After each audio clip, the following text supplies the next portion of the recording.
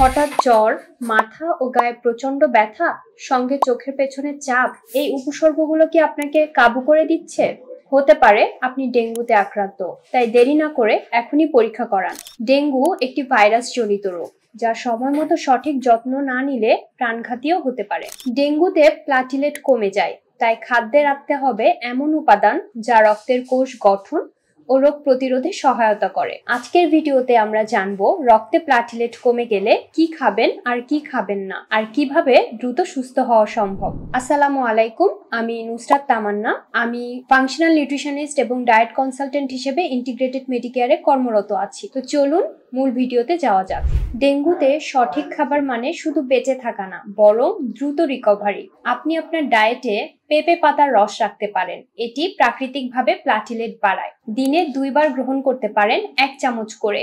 তৃষ্ণা মেটানোর সাথে সাথে শরীরকে হাইড্রেটেড রাখতে সবচেয়ে ভালো উৎস হলো ডাবের পানি। এছাড়া ফলের মধ্যে বেদানা, ড্রাগন ফল, আপেল খেতে পারেন। এগুলো অ্যান্টিঅক্সিডেন্টে ভরপুর এবং রোগ প্রতিরোধ ক্ষমতা বাড়ায়। ডিমের সাদা অংশ, সেদ্ধ মুরগি বা মাছ, এগুলো উচ্চ প্রোটিনের উৎস, যা আপনার শরীর গঠনে সাহায্য করে। শাকসবজি, মিষ্টি কুমড়ো, যেগুলো আয়রন ও ভিটামিনের প্রাকৃতিক উৎস। এছাড়া ইমিউন বুস্টার হিসেবে হলুদ ও মধু পানি পান করতে পারেন, যেটা আমাদের শরীরের প্রদাহ কমায়। এছাড়া আপনি তুলসী চা খেতে পারেন, যেটা কিন্তু রোগ প্রতিরোধে ক্লিনিক্যালি ইফেক্টিভ। এছাড়া জিঙ্ক ও ভিটামিন সি সাপ্লিমেন্ট গ্রহণ করতে পারেন। অবশ্যই এটা একজন বিশেষজ্ঞের পরামর্শে গ্রহণ করবেন। এটা কিন্তু আমাদের দ্রুত রিকভারি ত্বরান্বিত করে থাকে। ডেঙ্গু চলাকালীন কিছু খাবার একেবারেই এড়িয়ে চলতে হবে, যেমন তেল মশলাযুক্ত ও ভাজা পোড়া খাবার, দুধ ও দুগ্ধজাত খাবার যা হজমে সমস্যা করতে পারে, কোল্ড ড্রিঙ্কস, সফট ড্রিঙ্কস বা ক্যাফেইন আছে এমন পানীয়গুলা, প্রক্রিয়াজাত খাবার যেমন চিপস, বিস্কুট, রেড মিট, বাজারের কেমিক্যাল ও অ্যাডেড সুগারে ভরা ফলের জুস, এটি রক্তে প্রদাহ বাড়াতে পারে। মনে রাখবেন, ডেঙ্গুর সময় শরীর সবচেয়ে স্পর্শকাতর, তাই যেটা কম ইনফ্লামেশন করে সেটাই আপনার বন্ধু। খাবারের বাইরে আপনার লাইফস্টাইলও যেন হয়ে ওঠে চিকিৎসারই অংশ।